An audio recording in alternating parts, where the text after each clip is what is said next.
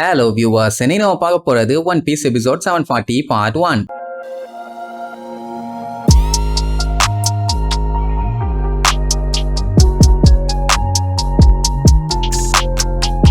Open பண்ணா டோஃப்ளமிங்கோவை தோக்கடிச்சு 3 நாள் ஆகுது. ட்ரெஸ்ரோசாவோட சவுத் சைடு நேவி ஆளுகெல்லாம் வந்து நிறைஞ்சு குமிஞ்சிட்டாங்க. வந்திருக்கிறது யார் யாருன்னு பார்த்தா எல்லாமே முக்கியமான ஆளுங்க. ஆனா அதுல மெயின் ஆளு அந்த சுருங்கிற கிளவி. கூடவே ஒரு ஆளு முறுக்கு தின்னுட்டு வரும். அந்த ஆளை அடுத்து வர்ற சீன்ல பாப்போம். இப்ப சுரு வந்தவொடனே கேட்ட முதல் கேள்வி, இன்னும் இந்த லூஃபி இந்த கண்ட்ரில தான் இருக்கானான்னு. ஆமா, கொஞ்சம் பயங்கரமா தான் அடிபட்டு இருக்கான். ஆனா யாருமே இன்னும் இங்க இருந்து தப்பிச்சு போலன்னு சொல்லுவானுங்க. என்னன்னா ட்ரெஸ்ரோசாவை சுத்தி இருக்கிற போர்ட் எல்லாத்துலயுமே நேவி ஆளுகெல்லாம் வளைச்சு நின்றுட்டு இருக்காங்க. கண்ணுக்குள்ள விளக்கெண்ணைய ஊத்தி பார்த்துட்டு இருக்கிறதுனால மங்களாவே தெரிஞ்சாலும் கண்டிப்பா தப்பிக்க விட மாட்டோம்னு அடிச்சு சொல்லுவானுங்க. எனக்கு தெரிஞ்சு இவனுங்க நேவி கப்பலை கொடுத்து அவனை அனுப்பி வைக்க போறானுங்கன்னு தான் நினைக்கிறேன். சரி பாப்போம். அதுக்கப்புறம் நேரா நேவியோட கேம்புக்கு போவாங்க. அந்த டைம் முறுக்கு தின்னுட்டு வந்துச்சுன்னு ஒரு ஆளை சொன்னனே, அந்த ஆளு சுரு நீ சூப்பர்னு சொல்லி பாராட்டிட்டே வருவான். யாரா அது சுரு கூட இப்படி ஒரு தீனி பண்டாரம் இல்லையேன்னு பார்த்தா அது நம்ம சென்குக்கு. அந்த பெரிய வாருக்கு அப்புறம் மனுஷன் பைத்தியமாவே ஆயிட்டான் போல. மண்டையெல்லாம் வெளுத்து போய் இப்ப நேவி ஹெட் குவார்டர்ஸ்ல ஒரு இன்ஸ்பெக்டர் ஜெனரலா மட்டும்தான் இருக்காரு. இப்ப இவருக்கு இந்த ஃபிளீட் அட்மிரல் அப்படி இப்படின்னு எந்த ஒரு பெரிய பொறுப்புமே இல்ல. எல்லா தலைவலியையும் அக்கைனு தலையில இறக்கி வச்சாச்சு. அவனே மண்டை சூடானவன். அவனுக்கு தான் அதெல்லாம் செட் ஆகும்னு இவரு ஃப்ரீயா நிம்மதியா இருக்காரு. உடனே சுரு பச்சையா திட்டுவான். பின்ன இன்ஸ்பெக்டர் ஜெனரல்லாம் என்ன சும்மாவா? அவங்களுக்கும் ரெஸ்பான்சிபிலிட்டி எல்லாமே இருக்குது. அதனால வந்த வேலையை பாரியா விளக்கண்ணாம்பா. அதுக்கப்புறம் நூடுல்ஸ் தின்னுட்டு இருக்க நம்ம இஷோ கிட்ட போய் ஏன் இன்னும் ஸ்டார் ஹேட்டா பிடிக்கலன்னு கேப்பா. ஏன்னா இப்ப இந்த ஐலாண்ட்ல தான் இருக்கான். நேவி ஆளுகளும் இவங்களுக்கு தேவையான அளவுக்கு இருக்காங்க. இவங்க நினைச்சா பிடிக்கலாம், ஏன் இன்னும் பிடிக்கல அப்படின்னு கேட்டா அவன் சிம்பிளா சொல்லிடுவான். அவன் இந்த நாட்டுக்காண்டி சண்டை போட்டு பயங்கரமா அடிபட்டு இருக்கான். சொல்ல போனா இந்த கண்ட்ரியவே அவன் காப்பாத்திட்டான். அவனை எப்படி எனிமியா கன்சிடர் பண்ண முடியும்? அண்ட் அது மட்டும் இல்லாம இந்த கண்ட்ரிக்கே இப்ப அவன் தான் ஹீரோ. தோட விட்டுருவாங்களா என்ன? அண்ட் அப்படியே அவனை புடிய போனாலும் என்னால டிசைட் பண்ண முடியலன்னு அந்த டைஸ காட்டுவான். அதை பார்த்த உடனே சென்கோக்கு சிரிப்பா வரும். பின்ன இவ்வளவு பெரிய விஷயத்த இந்த டைய வச்சு டீல் பண்ணிட்டு இருந்தான்னா துரு வந்துகிட்டு என்னதான் பண்றேன்னு கேட்டா இஷோவால டிசைட் பண்ண முடியல. அதனால விதிக்கிட்டே இதை ஒப்படைச்சலான்னு சொல்லிதான் அந்த டைஸ தூக்கி போட்டிருப்பான். அதுல ஒன்னு விழுந்துச்சுன்னா லூஃபியை விட்டுருவான். மத்த ஏதாச்சும் நம்பர் விழுந்துச்சுன்னா லூஃபியை போய் புடிச்சிருவான். கடந்த 2 நாளா அவன் போட்டப்போ ஒண்ணுதான் விழுந்திருக்கும். அதனாலதான் அவன் இன்னுமே புடிக்கல. இன்னைக்கு 3வது நாள்.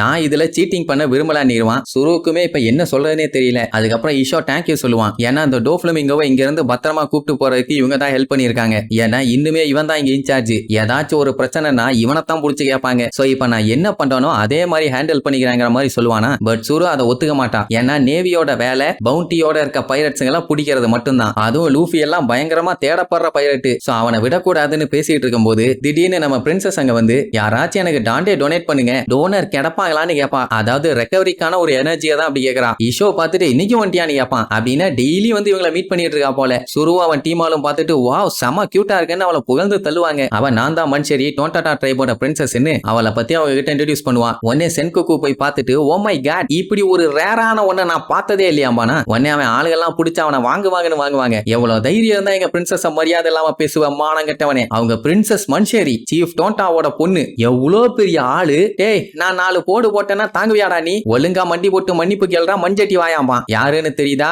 அந்த மோஜிங்கிற வயசானவர் மனுஷரிய தேடி மண்டைய உடைச்சிட்டு இருந்தாரு. அந்த ஜென்டில்மேன் தான். அவன் அதெல்லாம் ஒன்னும் பிரச்சனை இல்லைன்னு சொல்லிட்டு சுரு கிட்ட நாங்க அவ்வளவு சீக்கிரத்துல எங்களை வெளியில காமிச்சிக்க மாட்டோம். ராயல் ஃபேமிலியை சேர்ந்தவங்களை மட்டும் தான் நாங்க மீட் பண்ணுவோம். ஆனா அதெல்லாம் பார்த்துக்கிட்டு இருந்தா இங்க அடிப்பட்டவங்க யாரையுமே சரி பண்ண முடியாது. ஹெல்ப் பண்ண முடியுமான்னு கேட்டவொடனே என்ன பண்ணணும்னு சொல்லி நாங்க தாராளமா பண்றோம் பாங்க. உடனே அவளுக்கும் செம ஹாப்பி. அப்படியே கட் பண்ணி பேலஸ்ல காட்டுறாங்க. நம்ம வியோலா ரெபேக்காவை அங்கன்னு பயங்கரமா தேடிட்டு இருக்கா. ஏன்னா இப்ப அவ பிரின்சஸ் மாதிரி ட்ரெஸ் எல்லாம் போட்டுட்டு மக்கள் முன்னாடி வர வேண்டி இருக்குது. அதனால வெறி கொண்டு தேடிட்டு இருக்கா. அதே நேரம் ரெபேக்கா அவங்க அப்பா கொடுத்த லெட்டரை படிச்சு பார்த்துட்டு நேரா அவங்க தாத்தா கிட்ட போய் ஏன் இந்த மாதிரி அவரு பண்ணாரு, எதுக்கு இப்படி ஒரு பொய்யை நம்ம சொல்லணும் அப்படி இப்படின்னு கேப்பா. அவங்க தாத்தா கிங் ரிக்கு நான் என்னமா பண்ணுவேன் அப்படித்தான் கைரோ சொல்ல சொன்னான். வேற வழி இல்லையே என்ன ஒண்ணு. அவ ரொம்பவே ஃபீல் பண்ணுவா. அப்படியே கட் பண்ணா அந்த ஆங்கர் டவுன் டவுன்ல ஒரு ஸ்டேஜை போட்டு மேலே ஏறி நின்னுகிட்டு நீங்க எல்லாம் ஆர்வத்தோட காத்துக்கிட்டு இருக்க அந்த ஒரு விஷயம் இன்னும் சில நிமிடங்களில் நடக்க போகிறது. நானுமே அதுக்காக தான் வெயிட் பண்ணிட்டு இருக்கேன்.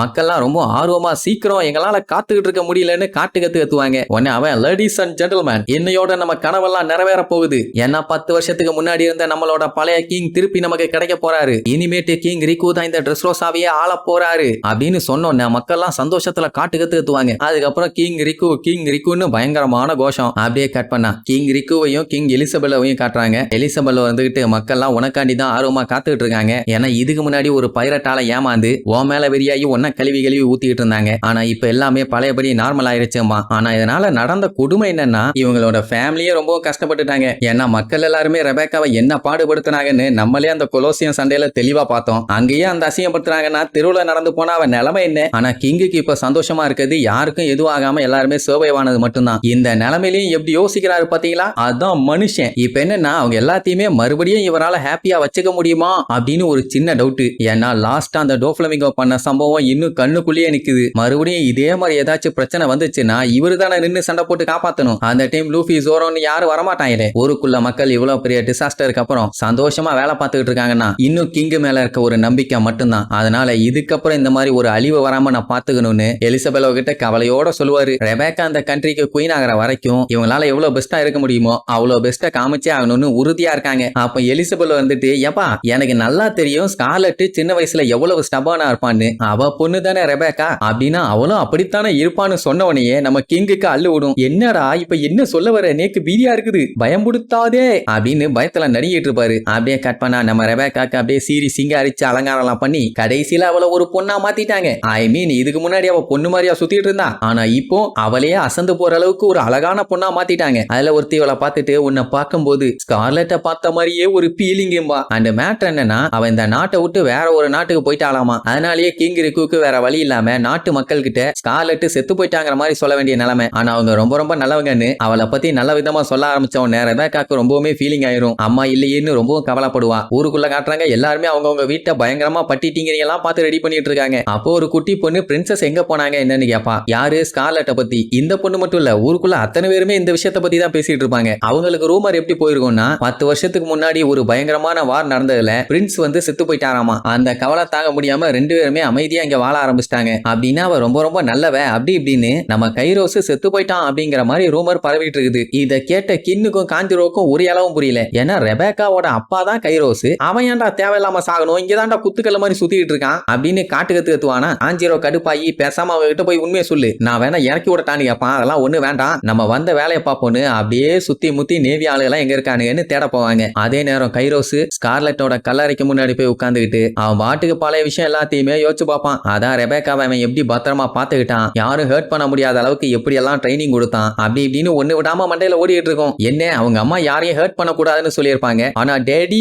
இல்ல நமக்கு ஏதாச்சும் ஒரு பிரச்சனைனா நம்ம ஹர்ட் பண்ணித்தான் ஆகணுங்கிற மாதிரி சொல்லுவாரு. பட் அவ அம்மா பொண்ணு போல நான் யாரையும் ஹர்ட் பண்ண மாட்டேன்னு ஒத்த கால்ல நின்னு டிஃபென்ஸை மட்டும் அவங்க அப்பாட்ட இருந்து நல்லா கத்துக்கிட்டான். அப்புறம் அவன் ரெபேக்காவை எப்படி பாத்துக்கிட்டான்னு நம்ம முன்னாடியே பார்த்தோம். அதெல்லாம் யோசிச்சு பார்த்துட்டு இனிமேட்டு ரெபேக்காவை நான் யாரும் நெருங்க விட மாட்டேன்னு வில்லத்தனமா ஒரு லுக்கோ விடுவான். சரி இதுக்கப்புறம் நேவி ஆளுங்க நம்ம ஆளுகளை வந்து பிடிச்சாங்களா இல்ல அவங்க கிட்ட இருந்து அலேக்கா எஸ்கேப் ஆயிட்டாங்களான்னு அடுத்தடுத்த எபிசோட்ல பார்க்கலாம். டாடா.